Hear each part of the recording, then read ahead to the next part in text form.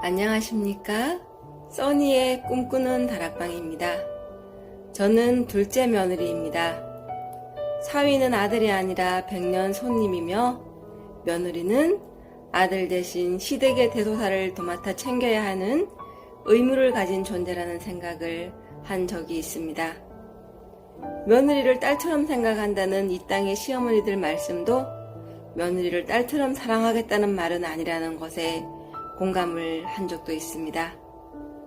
딸처럼 생각한다?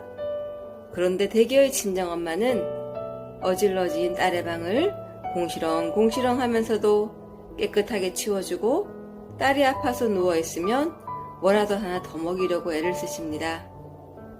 그런데 만약 며느리가 방을 어질러 놓고 아프다고 누워있으면 과연 딸처럼 대해줄 수 있을까요? 시어머니는 새댁시인 저를 앉혀두고 나는 예전에 하도 엄하게 시집살이를 해서 며느리는 절대 시집살이를 시키지 않겠다고 맹세를 했다. 나는 너를 딸처럼 생각할 터이니 너도 나를 엄마처럼 편하게 대해라 라고 하셨습니다. 어머님은 통이 크고 집 안팎을 유리알처럼 쓸고 닦아 동네에서도 소문난 살림꾼이셨습니다. 그런 어머니가 보시기에 저는 모든 것이 서툴고 어설픈 며느리였습니다.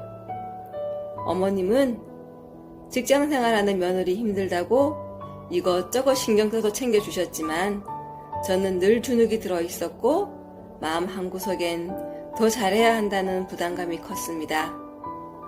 그런데 아이들이 크고 저도 나이가 들면서 어느 정도 힘의 균형이 생겼습니다. 며느리의 의무감만이 아니라 같은 여자로서 이해심도 생기고 또 일방적으로 순정하며 살아야 한다는 생각을 내려놓으면서 관계가 편해졌습니다.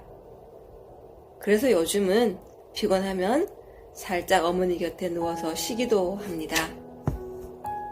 제가 전화는 매일 못 드려도 어머님이 전화를 주시면 살갑게 받고 힘들 땐 힘들다고 응석을 부리기도 합니다.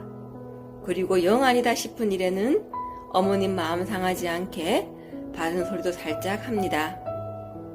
팔순을 훌쩍 넘기신 어머님의 거동이 불편해서 자식에 대한 의존이 자꾸 높아져 가끔은 불편하게 느껴질 때도 있지만 그럴 때마다 우리 두 아이를 키워주시던 그 정성을 생각합니다.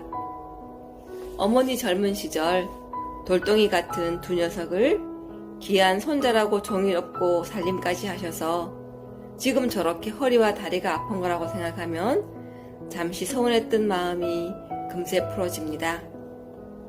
예전엔 어머님 곁에 서면 어머님이 산처럼 크게 느껴졌지만 지금은 어머님이 저를 더 의지하시는 것 같습니다. 주말엔 특별한 일이 없으면 어른들을 찾아뵈려고 합니다. 외식도 하고 가벼운 장도 받아드립니다.